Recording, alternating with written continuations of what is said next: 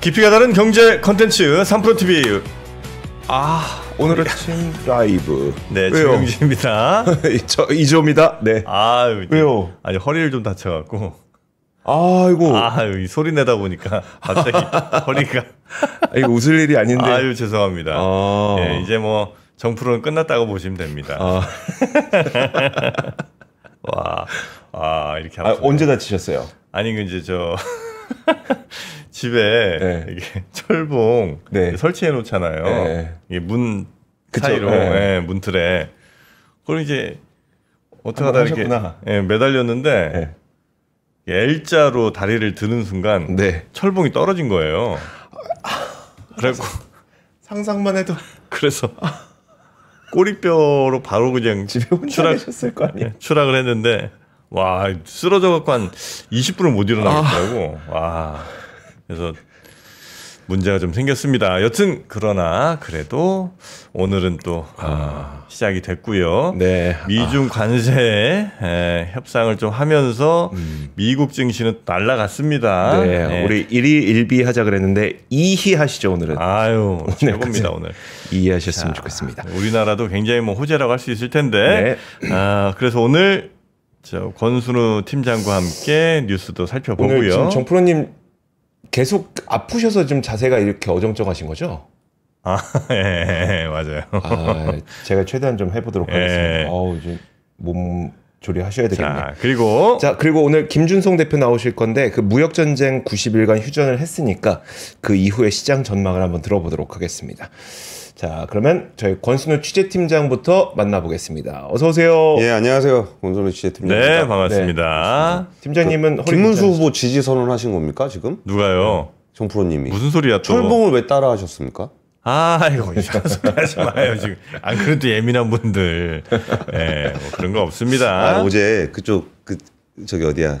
관악산 근처 사시는 분하고 저녁을 먹었었는데 그 관악산 가면은 종종 본대요. 무슨 그래요? 산에 봉천동 사시잖아요. 그래서 그 얘기하면서 이렇게 그래갖고 산에서 이렇게 헬스를 하다 보니까 철봉도 이렇게 잘하시는 거 아니냐. 갑자기 철봉을 또 하신다 그러길래 갑자기 철봉을? 갑자기 김문수 후보 갑자기 생각이 나가지고. 안 그래도 예민한 분들을 자극하지 않겠습니다. 오늘 좋은 날이니까요. 그렇죠. 이희의 날. 이희의 날. 뭐 우리 1희 1비 하지 말자 그랬지만 우리는 1희 1비 하기로 했잖아요 어제. 그래가지고 이제 오늘도 희하겠습니다. 미국과 중국이 그 관세를 대폭 인하하기로 했습니다. 첫 번째 뉴스로 전해드릴 예정이고요. 다우존스가 중요하지 않지. 나스닥 4.35%. 지수가 4.35%가 올랐습니다. 어제 그 박병창 이사님 나오기 전에 이조 기자가 그랬나? 그 정프로님 그랬나? 그 코스피 3% 얘기했더니 정프로님이 하셨죠. 그랬더니 박병창이 잠깐 움찔하시면서 아무리 그래도 지수 3%는 좀 너무 많다라는 이미지를 주셨는데 뭐 나스닥 같이 작은 지수는 4.35% 정도 이렇게 오르잖아요. 그렇죠. S&P 같이 좀 작은 저런 데는 3.26%. 약하다. 다우존스는 2.81%. 그럼 오늘 코스피는 얼마나 올라야 되는 거예요? 어제 못 오른 것까지 합치면 좀 더 많이 올랐으면 좋겠습니다. 우리는 또 큰 시장이니까. 우리는 큰 시장이라 좀 보수적이긴 하죠. 그보다는 조금 들어올 것 같긴 한데 한 3%대 예상합니다. 그 정도만 하시죠. 우리가 너무 과하게 전망하면은 우리 또 이게 너무 과도하게 기대감만 부추기는 거 아니냐라는 비난이 있을 수 있으니까 겸손하게 코스피는 한 3% 정도만 오르는 걸로 우리끼리 정리를 하시죠. 그 관세와 관련한 소식이 전해지면서 그냥 올랐습니다. 그냥 이걸로 끝났죠. 테슬라 6.75%. 또 못 들어갔어. 그럼 뭐 어떻게 하겠습니까? 그래서 $300 넘은 거예요?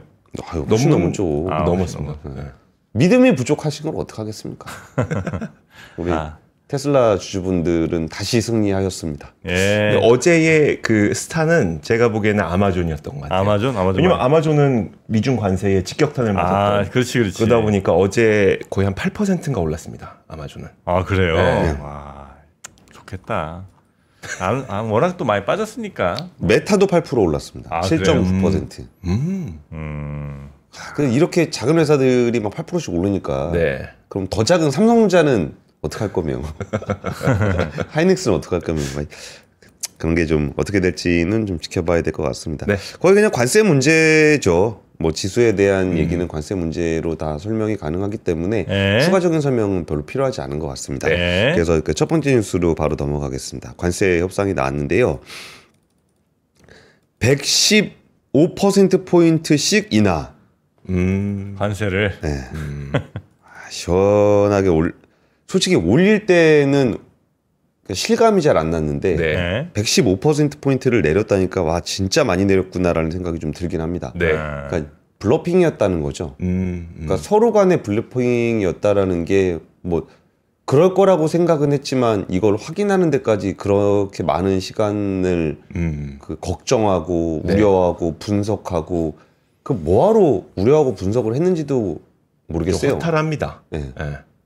145, 165짜리 관세를 매기면은 무역을 안 하겠다는 건데 그거를 막 중국이 대응을 하면은 막 더 세게 가지 않을까라는 우려를 우리가 했잖아요. 근데 어쩌면 이거는 되게 순리적인 얘기인 건데 일단 90일간 유예를 하기로 했습니다. 그러면서 그 2월과 3월에 10%씩 부여하기로 했던 마약 펜타닐 관련한 관세 20%포인트는 좀 남겨놓기로 했고요. 그리고 이제 중국 같은 경우에도 이제 115%포인트를 같이 인하를 하기로 했습니다. 그러면은 이제 트럼프 2기 들어서 중국 상품에 매겼던 관세가 145%인데 30%로 낮아지게 됐습니다. 그러니까 그 전에 기본적으로 부과하기로 했던 10%하고 그 상호관세 10% 그리고 펜타닐 관련한 20%가 남은 겁니다. 그러니까 30%가 남은 거고요. 중국 같은 경우도 115% 포인트를 내리기로 했으니까 중국은 이 145를 다 따라가진 않았거든요. 125까지 따라갔었는데 그게 145라고 하니까 중국에서 야 그거 더 올리는 게 뭔 의미가 있냐? 그랬죠. 그래가지고 이제 125로 멈췄는데. 여기서 서로 조정을 하다 보니까 115를 같이 내렸어요. 그러니까 중국은 10%가 남았습니다. 145 빼기 115, 그다음 125 빼기 115. 그러니까 중국 입장에서는 조금 아깝긴 할 거예요. 그때 그냥 따라갈 걸. 어차피 115 똑같이 낮출 건데.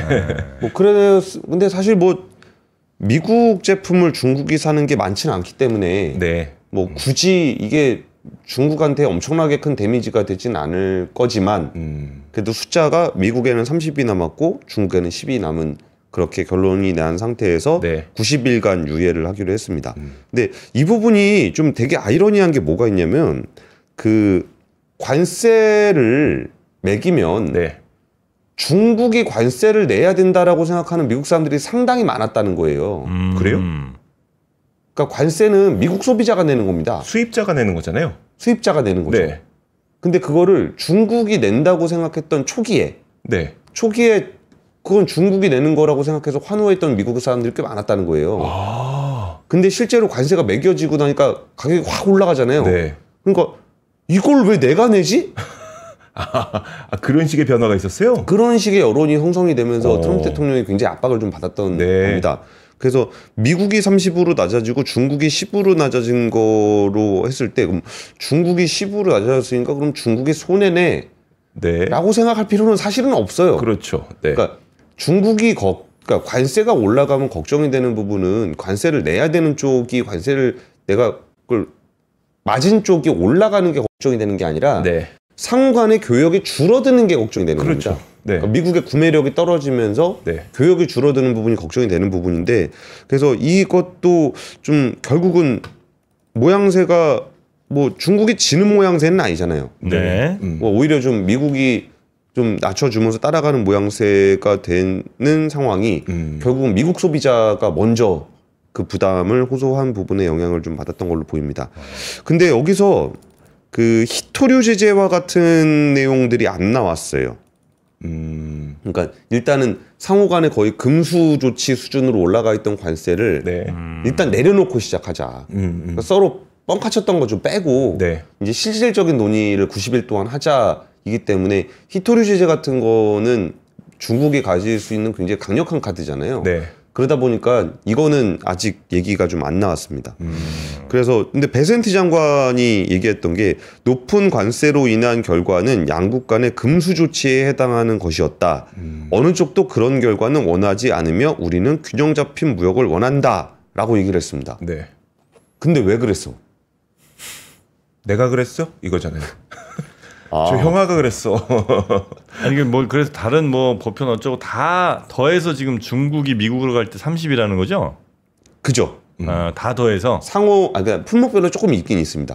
거기에 뭐 차, 알루미늄, 철강 뭐 이런 것들이 좀 있긴 있거든요. 네. 근데 그거는 이번에 빠져 있어요. 근데 지난번에 그 140까지 올렸던 내용들을 뺐습니다. 근데 지난번에 몇 번 말씀드렸는데 그 알루미늄, 철강 그리고 자동차 요거는 트럼프 일기 행정부에서도 트럼프 대통령이 계속 얘기했던 거예요. 그러니까 그거는 진심일 거예요.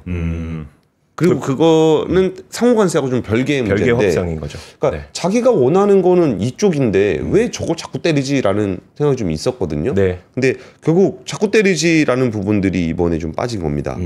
그리고 상무부 대변인이 그러니까 중국 상무부 대변인이 뭐라 그랬냐면 이것도 좀 말투가 좀 마음에 안 드는데 물론 이렇게 중국어를 제가 못하니까 한국어로 쓴 뉘앙스를 얘기하는 겁니다. 미국이 이번 회담을 기초로 중국과 계속 마주보고 일방적 관세 인상이라는 잘못된 처사를 철저히 고치기를 희망한다. 라고 말을 했습니다. 그러니까 너네 태도 바꿔라. 라고 얘기를 했습니다. 너네 잘못된 처사를 고쳐라. 이게 관세 협상할 때 하는 얘기가 아니잖아요. 이거는. 관세 협상은 상호 간의 무역 간의 불균형을 맞추기 위해서 우리가 제시하는 거 저쪽이 제시하는 걸 서로 조율해가는 과정이잖아요. 그게 아니라 너 싸가지 없이 그렇게 하면 안 돼. 라는 얘기를 하는 거거든요. 그래서 이게 참 이상한 모양새가 좀 됐습니다. 어쨌든 그 치킨 게임 양상으로 갔던 그 관세 전쟁이 이제 90일 동안은 유예가 된 것이기 때문에 그 부분에서는 좀 양호 시장이 안도를 한 것 같습니다. 근데 저는 이 결과가 되게 좋은 결과라고 생각하진 않아요. 그러니까 우리가 자유무역을 기준으로 살던 세상에서 서로 이만큼 왔다 이만큼 내려갔으니까 좀 우리가 걱정했던 것보다 훨씬 낫다라고 생각을 하겠지만 이제 자유무역에 대한 그 흐름은 없습니다. 서로 언제든지 이 무역을 가지고 싸울 수 있다라는 불안감이 형성이 돼 있기 때문에 여기서 예전으로 돌아가는 거는 거의 불가능할 겁니다. 그러니까 그때 한번 말씀드렸던 것 같은데 그 미국 사람들이 그러니까 미국에 있는 바이어들이 중국에서 물건 살 때 제일 먼저 보는 게 관세가 아니고 공장 옮길 거냐를 본다는 얘기를 드렸잖아요. 관세가 내려간다고 하더라도 중국장에 있는 거를 언제가 됐든 옮기기를 바라지 그 불안감을 끼고 살고 싶어 하지는 않아요. 그래서 그런 부분들이 오히려 좀 구조적인 변화라고 보고요. 그래서 트럼프 대통령은 이제 가장 큰 것은 중국이 시장을 개방하기로 한 것이다. 어제 우리는 중국과 관계를 완전히 재설정을 이뤘다. 라고 주장을 했습니다. 중국은 모든 비관세 장벽을 유예하고 없앨 것이다. 그들은 그렇게 하기로 동의했다. 그런 얘기 중국을 한 적이 없거든요. 라면서 문서화를 해야 되겠지만 그들이 중국 시장을 열기로 동의한 것이다. 그래서 기자들이 물어봤습니다. 중국이 실제로 비관세 장벽을 철폐할 것이라고 믿느냐? 라고 얘기했더니 그렇다. 그들이 이행할 것으로 본다. 그들은 그것을 너무나도 원하고 있다. 라고 트럼프 대통령이 얘기를 했습니다. 언제 그런 얘기를 했죠? 처신을 고치기를 바란다라고 얘기를 했거든요. 중국에서는. 하여튼 뭐 좀 지나가면 또 나오겠죠 뭐. 근데 원래 트럼프가 상대가 막 이렇게 하기로 했다고 뻥카치는 거는 뭐 하루 이틀은 아니니까 이걸 뭐 고지고대로 저희가 들을 수는 없는 거고. 그 자동차 알루미늄 철강처럼 반도체 의약품도 이번 거랑은 좀 별개인 거죠? 맞습니다. 그 내용은 어쩌면 바이든 행정부에서 한번 얘기한 적이 있었어요. 4대 품목이라 그래가지고. 그러니까 지금 미국의 공급망에서 좀 불리한 부분이 뭐가 있냐라 그래갖고 반도체, 바이오, 배터리, 히토류 뭐 이거 얘기한 다음에 쫙 정책했던 게 있거든요. 그러니까 그 미국의 방향은 정해져 있어요. 민주당이든 공화당이든 보호무역주의가 정해져 있는데 그 방법이 뭐냐라고 한다 그러면 그 방법은 민주당에서 했던 거를 보시면 되는 거고 네. 그 방향은 네네. 방법은 트럼프 대통령을 보시면 되는 것 같아요. 과격하게 하긴 하는데 네. 결국은 민주당이 했던 거랑 공화당이 했던 거랑 비슷해요. 그래서 그 부분은 이제 어쩌면 우리한테 앞으로 한 10년, 20년은 가야 된 방향이라고 보시면 될 것 같습니다. 네. 그러면서 그 시진핑 국가주석과 주말에 통화를 할 수 있을 것이다라고 좀 얘기를 했거든요. 근데 저는 무슨 생각이 들었냐면은 우리가 이제 그 시끄러운 이슈에도 좀 관심을 가지셔야 되겠지만 좀 조용하지만 어딘가에서 진행되고 있는 이슈들도 보실 필요가 있거든요. 네. 근데 어떤 얘기를 드리려고 하는 거냐면 그 트럼프 대통령하고 시진핑 주석이 언제 만날지는 모르겠으나 다자간의 어떤 무역 협상이 일어났을 때 만나는 거는 아마도 이때가 처음이 아닐까 싶은데 바로 우리나라에서 개최되는 에이펙 정상회의입니다. 11월인가요? 아니 몇 월이죠? 11월인데 그 중요한 포인트는 네. 어딘가에서 우리가 열심히 일하는 사람들이 좀 있다라는 얘기도 같이 드리고 싶은 게 네. 그 이미 에이펙 정상회담은 시작을 했습니다. 5월 11일에 제주도에서 고용노동부 장관 회의가 시작을 했습니다. 네. 그러니까 원래 에이펙 정상회의는 이렇게 고위급 회담들이 장관 회의들이 이렇게 빌드업이 돼요. 그리고서 딱 정상회의 때 이때 쫙 빌드업 됐던 주제를 가지고 짜잔 하면서 정상들이 쫙 모여서 하거든요. 네. 근데 우리가 지금 그 고위급 회담을 할 상황은 아니잖아요. 네. 지금 정부의 장관들이 회의를 하고 있는 거거든요. 네. 근데 이 와중에도 어딘가에서는 지금 이때 개최되는 그 고위급 정상회의를 위해서 이런 회의를 하고 있다. 그 트럼프 시진핑이 이렇게 시끄럽게 하는 것도 결국은 그 세레모니가 일어나는 거는 또 한국이 또 준비하고 있다. 네. 라는 얘기까지 좀 같이 전해드리고 싶었습니다. 네. 워낙 뭐 큰 뉴스이기 때문에 첫 번째 뉴스로 좀 전해드렸고요. 자, 두 번째 뉴스도 하나 가보겠습니다. 두 번째는 그 테슬라만큼 주가가 많이 오른 회사가 있는데 네. 한진칼이라고 올해 들어서 23%가 올랐습니다. 아, 그래요? 한번 차트 한번 같이 보시면은 연중입니다. 네. 쫙 최근에 시원하게 올랐죠. 네, 뭐 합병 때문에 그런가? 그러니까 저도 처음에는 이렇게 요새 항공주가 자꾸 눈에 들어오더라고요. 네. 유가는 낮지. 네. 환율은 원화가 약세가 됐지. 네. 그러니까 원화 강세가 됐지. 그렇죠. 그러면은 여행이 너무 좋고 항공이 너무 좋아요. 그러니까 그 항공사들의 특징이 일단 유가의 영향을 많이 받는 거는 당연한 얘기고 그 달러 부채가 많아요. 그렇죠. 뭐 비행기 리스도 있고 하니까. 네. 그래가지고 그 유가가 세지고 환율이 약해지면은 그러니까 환율이 약해진다는 거는 원달러 환율 올라간다는 얘기죠. 그러면은 이제 그 항공주가 되게 안 좋아요. 근데 최근에 유가도 굉장히 낮아지고 환율이 좀 내려왔기 때문에 항공주 입장에서는 굉장히 좋은 시즌입니다. 네. 그래서 그런 거라고 생각을 잠깐 했었는데 아니더라고요. 호반건설이 한진칼 주식을 사가지고 지금 보시면은 17.44%에서 18.46%까지 이렇게 올라갔습니다. 근데 이게 어느 정도 수준이냐면 몰랐는데 후반이 3월 30일, 1일, 2일, 3일, 4일, 7일, 8일, 9일, 10일, 11일, 14일, 16일, 20일 계속 샀어요. 계속. 네. 장내에서. 그래가지고 공시가 나온 걸 보니까 조원태 회장이 20%. 네. 이게 호반건설이 17.9%. 원래 이 정도 상황이 12월 31일 상황이었거든요. 네. 근데 이게 18.46%로 올랐으니까 1.5%포인트 남았습니다. 호반이 그러면 그 여동생들하고 한 편인가요? 아닙니다. 그건 아니에요? 그 부분은 정리가 됐어요. 아, 그래요? 그 부분은 정리가 됐는데 호반이 그때 그걸 샀어요. 네. 그 당시에 그 KCGI 지분을 샀습니다. 그리고 한진칼 지분을 페노션이 가지고 있었던 것도 좀 추가 매입을 해가지고 단순 경영이라고 얘기하고 있지만 단순 투자. 네. 단순 투자라고 얘기는 했는데 1.5%포인트가 남았습니다. 큰 의미는 없을 수도 있겠지만 단일 주주로는 최대 주주일 수도 있겠네요. 그러면. 그렇죠. 조원태 회장이 가지고 있는 주식이 한번 보시면은 네. 5.7%입니다.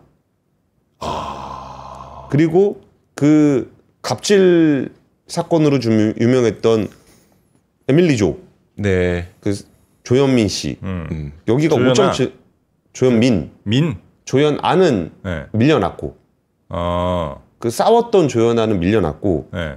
조현민 씨가 이제 동생인데 네. 5.73%, 5.78%. 이 정도면은 뭐 개미 투자자죠. 네. 네.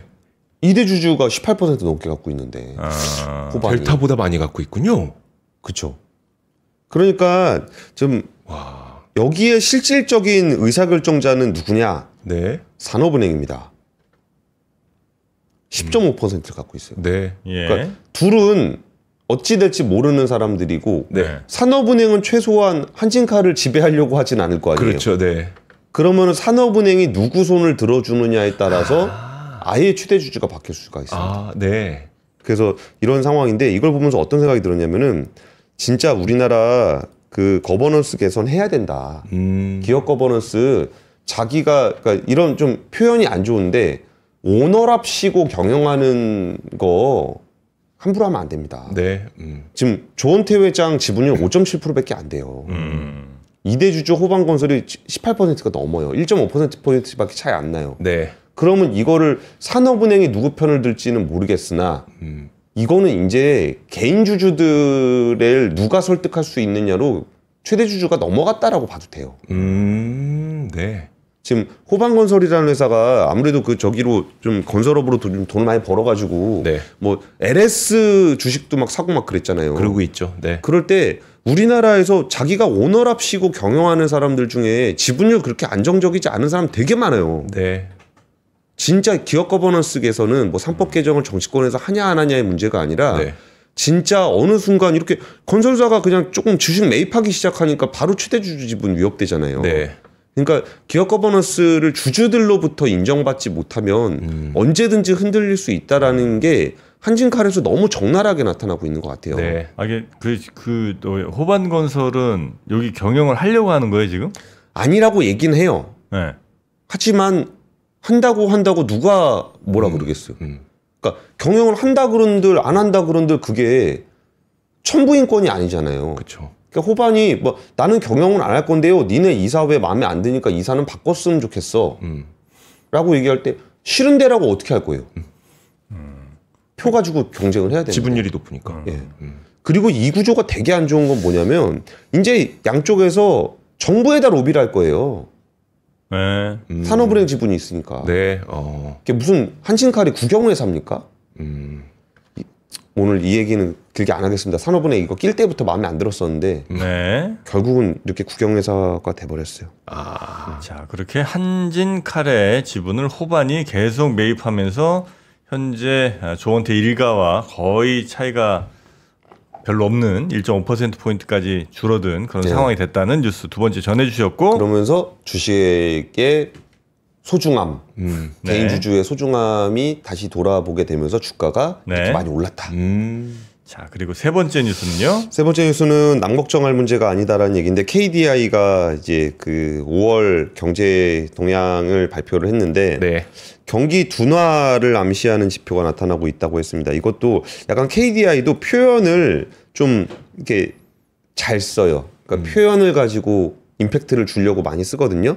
그러니까 그 전에 경기 진단에서 경기 하방 위험이라는 네. 표현을 쓰다가 경기 하방 압력 확대라고 썼다가 이번에는 경기 둔화라는 표현을 썼습니다. 그러니까 그 다음 표현은 경기 부진인데 이제 그 전에 썼던 표현 중에 네. 지금 경기 둔화라는 표현까지 내려왔습니다. 그러니까 우리가 지금 주식시장을 얘기할 때는 수출을 얘기하고 관세를 얘기하고 우리나라를 얘기하는데 우리나라 진짜 안 좋은 거는 내수예요. 네. 그러니까 남 걱정할 때가 아니라 뭐 무역 수지가 어쩌고저쩌고 뭐 트럼프가 뭐가 그래서 경기가 안 좋은 게 아니라 우리 내수가 지금 되게 안 좋습니다. 네. 그러면서 건설업 생산이 무려 14.7%가 급감을 했고 서비스업도 증가세가 둔화가 되면서 전체 생산 증가율이 낮은 수준에 머물러 있는 상황입니다. 그나마 우리가 지금 삼성전자 뭐 망했네 뭐 어떻게 되네 그런 얘기 하잖아요. 근데 삼성전자가 그냥 버티고 있는 겁니다.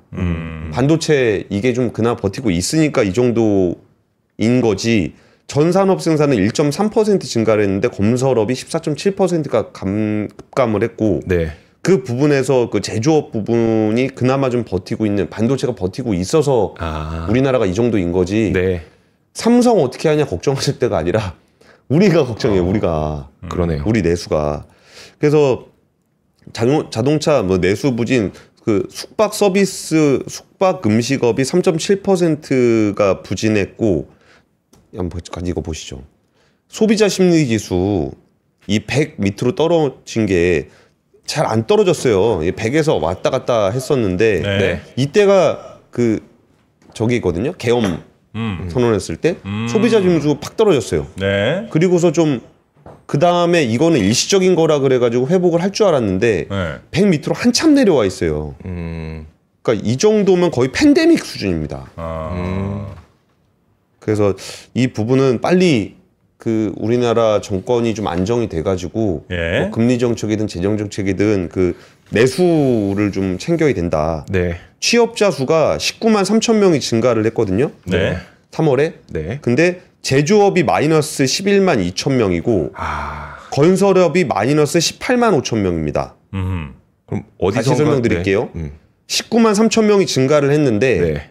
제조업이 마이너스 11만, 건설업이 마이너스 18만이라고요. 어디선가 50만 명이 증가했는데 그 50만 명 어디서 증가했는지 또 봐야 되겠네요. 정부 일자리와 밀접한 쪽에서 15만 5천 명이 만들어져서 그냥 정부 일자리로 유지되고 있는 공공 일자리 뭐 이런 거. 예. 네. 아휴. 그게 우리나라가 처해 있는 현실이다. 그러니까 우리가 수출이냐 삼성전자냐 이런 거 걱정을 하고 있는데 네. 사실은 안에서 지금 다 망가지고 있다라는 네. 얘기까지 좀 전해드리겠습니다. 그 정부 일자리라는 게 그렇게 뭐 지속 가능하지 않을 수 있잖아요. 예. 계속 뭐 정부 돈을 쓰면 되겠지만 그게 이렇게 썩 바람직한 것 같지는 않은데 지금 현재 일자리 잃으신 분이나 아니면 일자리 구하는데 잘 안 되는 분들이 엄청나게 많다는 얘기일 수도 있겠네요, 그죠? 그렇죠. 하여튼 그러니까 뭐 당연히 소비도 하기 어려울 거고 그러니까 내수가 이렇게 안 좋은 거기도 그렇죠. 하고 네. 또 내수 안 좋으니까 또 자영업하시는 분들이 힘들어. 아니 연쇄적으로 이 힘든 이 상황 이 고리를 좀 끊어야 되는데 뭐가 좀 좋을까요? 실패하셨네. 실패하셨죠? 나 기다리고 있었는데. 실패하셨죠? 지금 오늘 허리 안 좋잖아. 좀 봐줘라. 아니 근데 이럴 때 뜨끈하게 해장국 한 그릇 먹으면서 시작해요. 서민 음식. 아니 저는 근데 요즘에 우리가 먹을 수 있는 좀 이렇게 뭐 서민 음식이라는 표현이 괜찮나요? 아무튼 그런 음식이 우리 음식. 네, 우리 음식이 몇 안 남았다고 생각을 합니다. 모든 메뉴들이 다 비싸졌어요. 근데 제가 요즘에도 이걸 먹는데 이거는 그렇게 많이 오르진 않았더라고. 그래요? 순댓국은 많이 오르진 않았더라고요. 한 그릇 얼마예요 요즘에? 요즘은 12,000원 그 정도? 12,000원? 특히 여의도에서 그 정도니까 그러면 뭐 다른 곳에서 한 8,000~9,000원에도 좀 사 먹을 수 있지 않을까. 그럼 이 순댓국을 그것보다 더 싸게 바로 여기서 그렇습니다. 순댓국 귀빈정 순댓국 5팩에 찹쌀 고기 순대까지 한 팩을 더 드리는 총 6팩 가는 요 순댓국 얼마냐? 39,000원에 총 6팩을 드리고 있습니다. 와, 이거 보여드리고 싶은데 보여드릴 수가 없네. 왜? 이게 국물이 흘러서. 요게 이게 무슨 순대일까요? 그게? 찹쌀 순대 같은 거 아닐까요? 이게 찹쌀 순대인가 보다. 이거 한번 보여주시겠어요? 이 당면이 이렇게 들어있는. 당면이 아주 두툼하네. 두툼하게 들어 있습니다. 밥 말아 먹으면 뭐 어떡하면 좋아 저거. 이게 이제 26년 전통입니다. 귀빈정. 당연히 100% 국내산 사골로 국물을 냈고요. 해썹 인증은 당연히 받았고요. 그래서 요거는 만약에 집에서 받으셔서 뭐 본인 좋아하는 뭐 시래기라든지 아니면 뭐 감자 같은 걸 쭉 써서 넣으시면 또 다양한 맛을 베리에이션 하실 수 있는 거죠. 찹쌀 고기 순대랍니다. 네, 찹쌀 고기 순대. 이게 6,500원이면은 사실 밖에서 먹으면 10,000원 넘게 줘야 되는데. 한 그릇당 가격? 예. 네, 그렇죠. 그리고 또 양이 600g이거든요. 그러니까 밖에서 드시는 것보다 아마 양도 아주 풍성하게 많이 드실 수가 있고, 또 이거 좋아하시는 남편분들 또 이거 끓여주려면 이게 쉽지가 않잖아요. 집에서 끓이기는. 집에서 못 끓이죠. 순댓국을 어떻게 끓여요? 그렇죠. 네, 무조건 사 먹어야 되는데. 그래서 이렇게 이제 간편하게 집에서 그냥 데워만 드시면 되니까 순댓국, 귀빈정 순댓국. 순댓국 먹을 때 항상 이 고기의 맛을 저는 중요하게 생각해요. 그래요? 순대는 얼추 맛있어요. 고기 맛이 중요한데 한번 먹어볼게요. 야, 국밥 참 맛있게들 드신다. 야들야들하네요. 야들야들하고 아주 그 순대 그 잡내 같은 것도 하나도 안 나는 맛있는 귀빈정 순댓국. 막 순댓국 먹다 보면 이제 땀 나죠? 땀이 송글송글 맺힐 때 시원한 바람 한번 또 불어주면 좋습니다. 요게 바로 보랄 선풍기. 보랄 선풍기가 네, 또 왔잖아요. 그래서 제일 땀 많이 차는 곳이 어디죠? 겨드랑이. 이마? 네, 그렇죠. 이마, 목 이런 데죠. 네. 그래서 보랄이 왔습니다. 네, 보랄 선풍기가 요건 이제 날개 없는 선풍기. 한때 그 다이슨이 요걸로 이제 유명했잖아요. 그 코안다 효과라는 것을 전 세계인들이 알 수 있도록 만들었던 그거죠. 그렇죠. 네. 그래서 요거 이제 날개 없는 무엽 날개 선풍기, 보랄 선풍기로 시원하게 여름 또 넘기셔야 되겠죠. 네. 와, 옛날에 그 다이슨이 이거 날개 없는 선풍기 했을 때 어떻게 날개 없는데 바람이 나오지? 그리고 훨씬 더 세잖아요. 네, 그게 되게 신기했고 근데 너무 비싸가지고 맞아요. 신기하다고만 했었는데 와 이게 89,000원까지 89,000원입니다. 네.